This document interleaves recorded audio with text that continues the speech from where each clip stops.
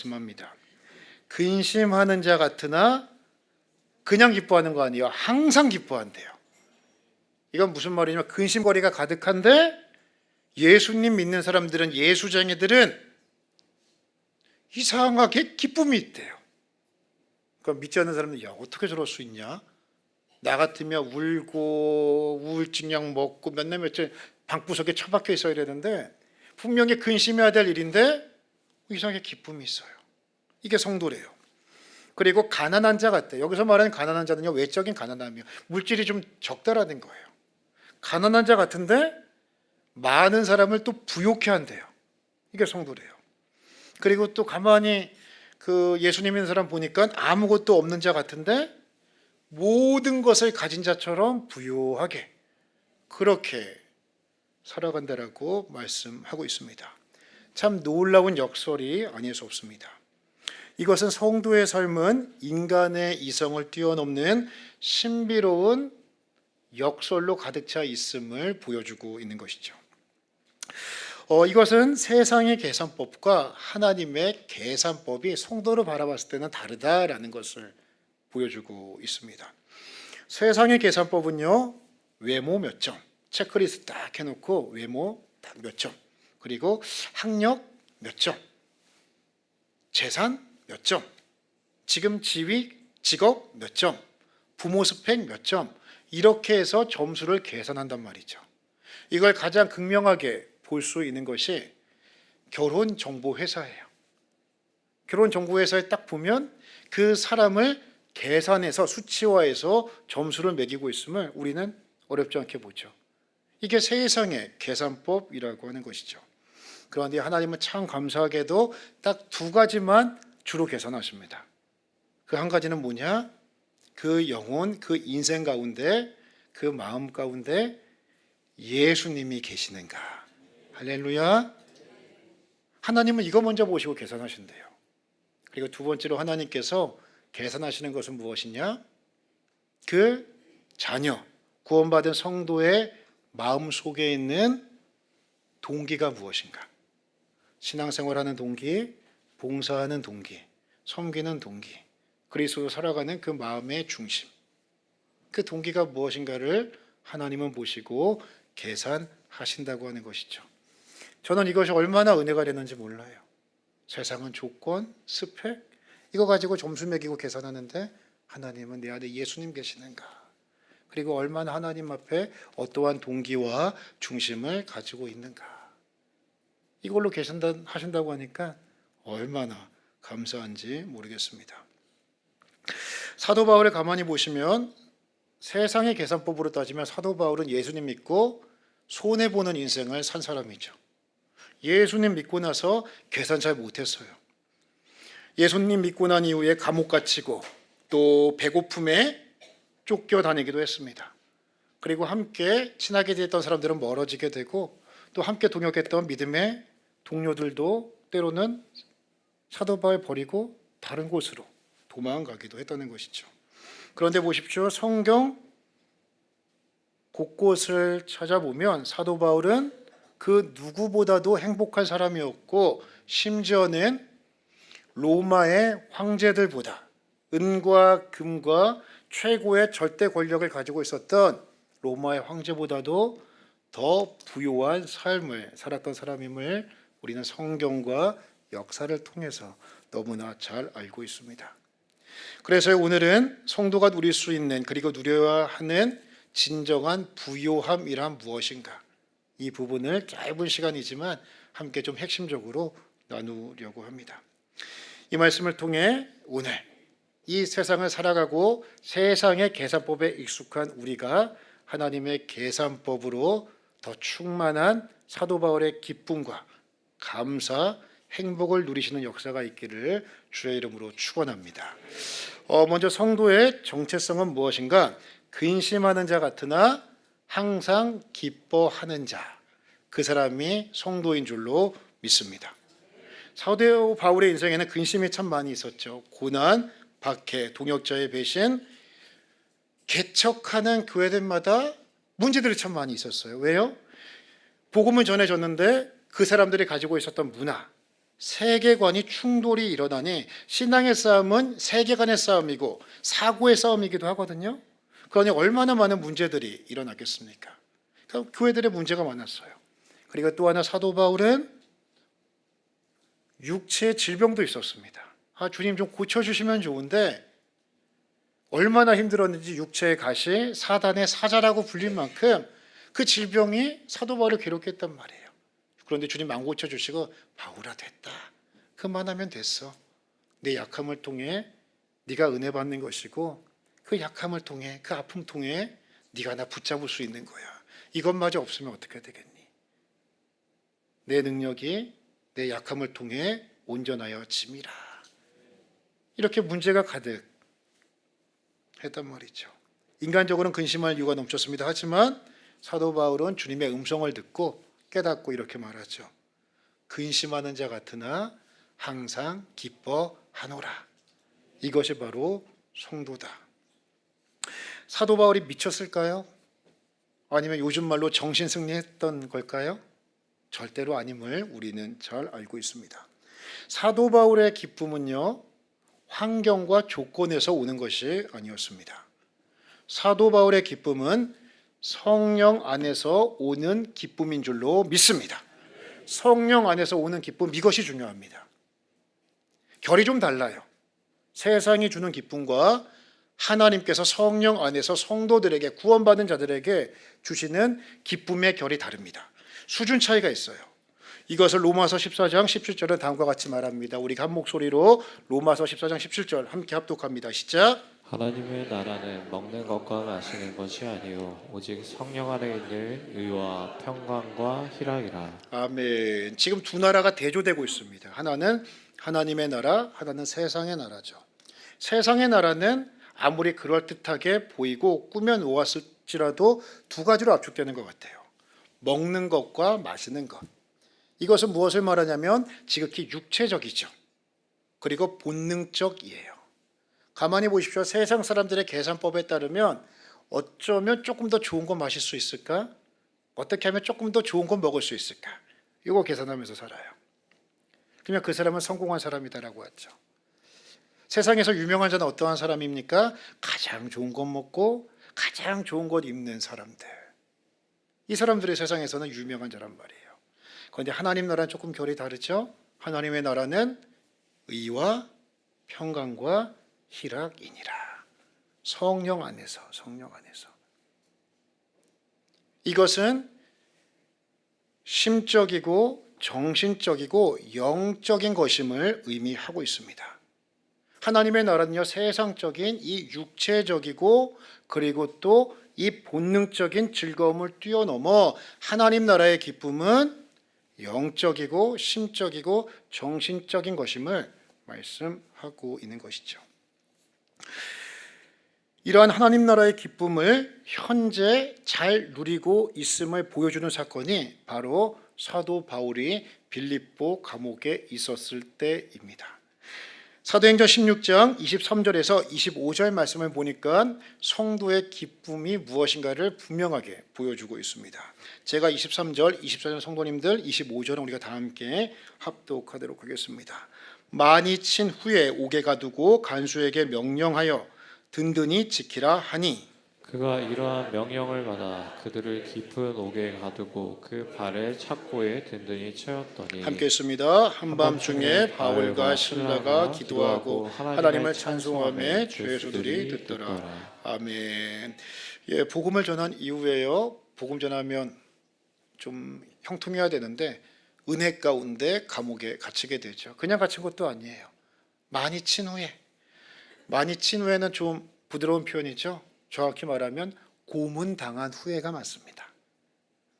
로마 당시에는 고문이 일상이었거든요. 고문당한 후회예요. 만신창이가 된 상황인 거죠. 그런데 보십시오. 24절 말씀 보니까 감옥을 어디로 들어가게 되느냐? 그냥 옥이 아니라 깊은 옥이다라고 말씀하고 있습니다.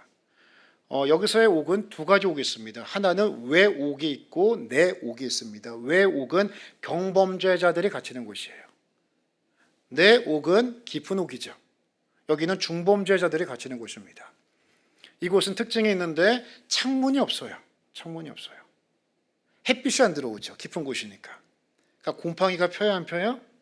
피죠. 지금은 많이 인권이 좋아져서 죄수들에게도 의식주가 기본권으로 보장이 되지만 로마 시대 때 죄수들에게 인권이 있었겠습니까? 화장실과 침실이 구분이 안 돼요. 대소변이 있는 그곳, 습기가 가득 차 있는 그곳에 바울과 실라는 온몸에 고문을 당하여 갇혀 있는 상황입니다. 그런데 믿음의 힘이 놀랍죠?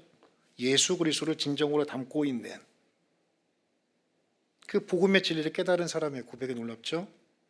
25절 말씀 함께 볼까요?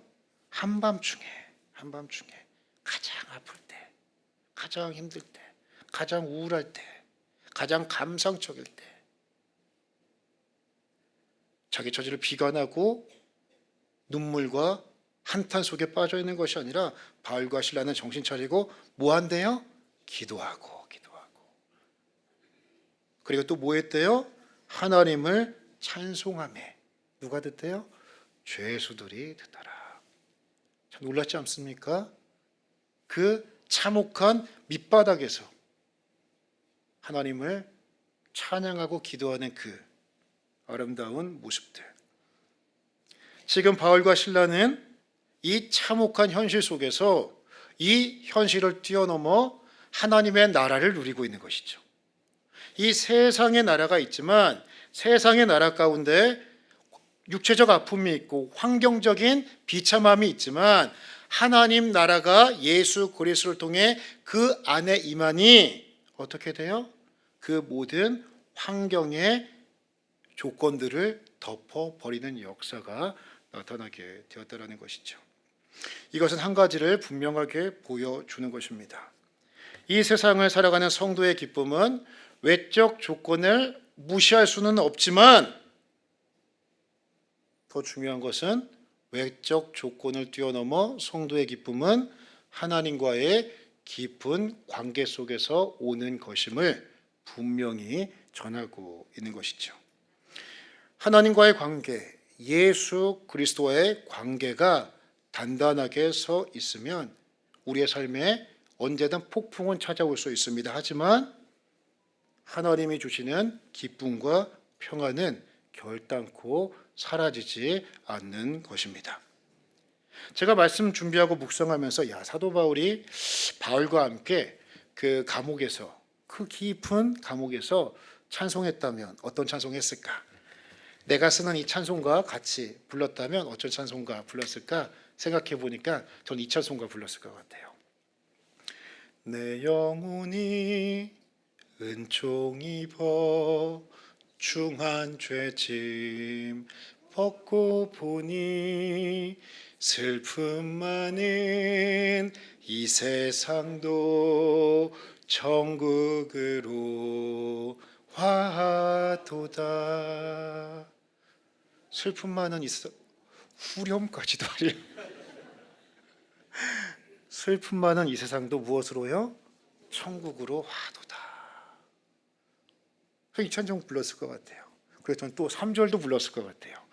높은 산이 거친 들이 조막이나 궁궐이나 내 주 예수 모신 곳이 그 어디나 어디래요?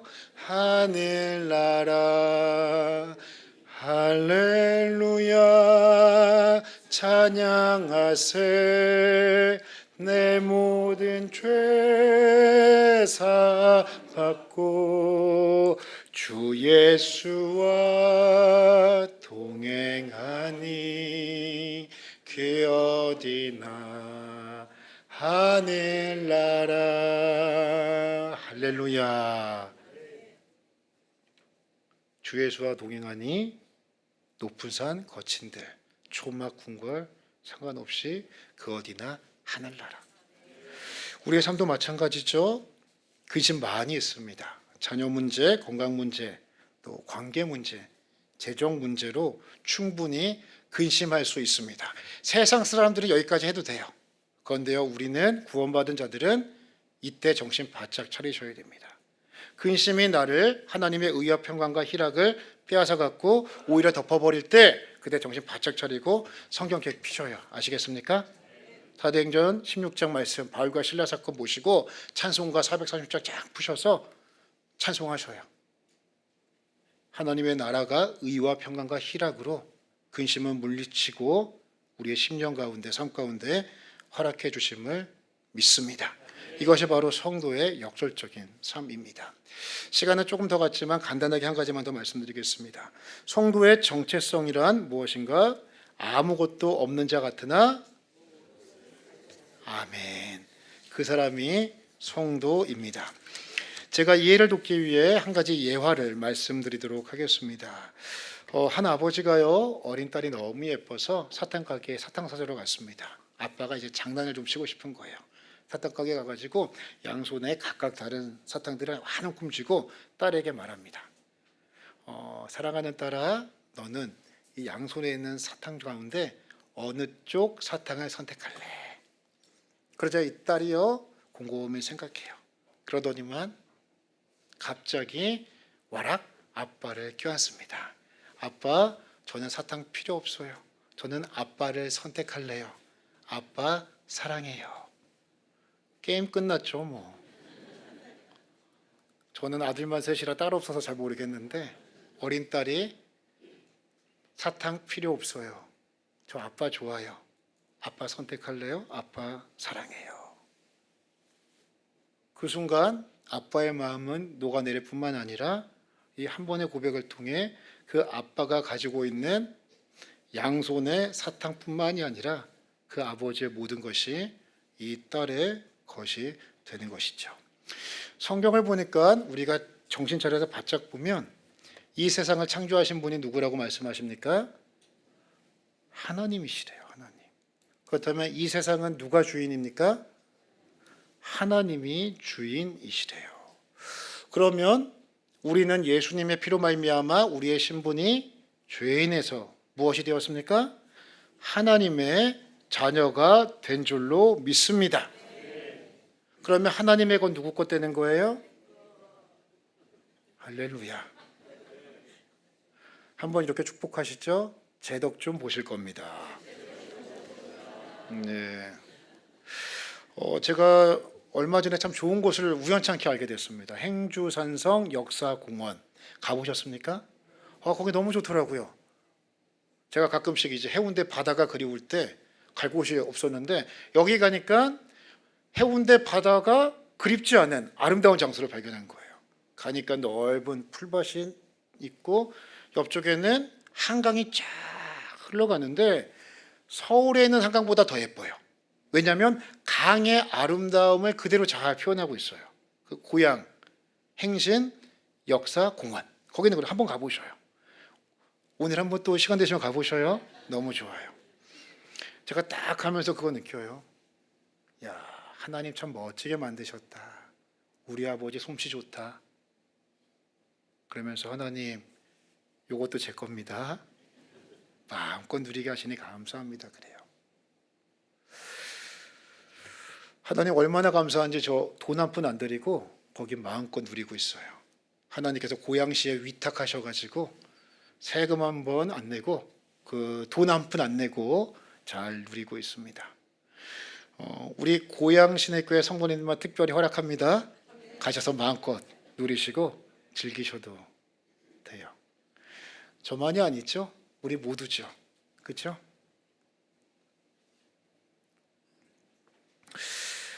우리가 가진 것은 없어 보여도 하나님 아버지를 소유한 자, 그 자는 모든 것을 가진 자인 줄로 믿습니다. 믿음을 갖는다는 것은요, 신앙이 깊어진다고 하는 것은 현실 너머의 영적인 세계를 본 눈이 확장된다라는 의미입니다. 육적인 눈은 앞에 있는 것만 보잖아요. 믿음이 성장한다, 깊어진다는 것은 육안을 넘어 영혼의 세계, 하나님의 세계를 바라본다라고 하는 것이죠. 이 땅을 감싸고 있는 하나님의 주재권과 하나님의 왕되심을 우리 함께 기억하시고 하나님께서 우리에게 주신 이 삶을 마음껏 누릴 수 있는 믿음의 넓은 시야와 누림의 은혜를 모두 누리는 사랑하는 성도들 다 되시기를 예수님의 이름으로 축원합니다. 제가 기도하겠습니다. 하나님 감사합니다. 우리가 무엇이길래 나를 사랑한다 말씀하시고 너는 내 사랑하는 아들이라 딸이라 불러주셨습니까? 주님, 예수 그리스도의 십자가 죽으심과 부활하심을 다시 한번 깊이 마음에 새기고 감사함으로 영광 돌리는 우리 모두 되게 하여 주옵소서. 성도는 세상에서 무명한 자이만 하나님 앞에서는 유명한 자인 줄을 깨닫습니다. 가난한 자이지만 많은 사람을 부욕해 함을 뛰어넘어 아무것도 없는 자지만 하나님을 아버지로 부름으로 말미암아 그리고 주님 내 아버지 되심으로 말미암아 모든 것을 가진 자임을 믿습니다. 그러니 너무 없는 것 때문에 근심하거나 슬퍼하는 자 한 사람도 없게 하여 주옵소서. 영생과 하나님의 나라를 소유함을 다시 한번 자각하여 근심하는 자 같으나 항상 기뻐함으로 자녀의 권세와 정체성, 특권을 온전히 누리며 살아가는 누림의 은혜, 누림의 간증자들 다 되게 하여 주옵소서.